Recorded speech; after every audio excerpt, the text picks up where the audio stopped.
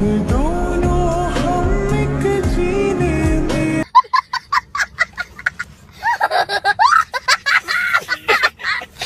বিনা দোষে বউকে সন্দেহ করেছিলাম, অনুশোচনায় আত্মহত্যা করি। সেদিন অফিসে একটা ফোন এলো, আমার বউ নাকি ঘরে পরপুরুষ ঢুকিয়েছি। সঙ্গে সঙ্গে বাড়ি ফিরে বউকে একটা চড় মারলাম। তারপর সঙ্গে সঙ্গে সারা বাড়ি খুঁজে দেখলাম, কাউকে পেলাম না। বুঝলাম বউ নির্দোষ, নিজেকে ক্ষমা করতে পারলাম না, তাই আত্মহত্যা করলাম। ओ भाई मारो मुझे, मारो मारो मुझे, मारो मारो। नहीं ये मजाक हो रहा है, एक सेकंड यार, मजाक हो रहा है।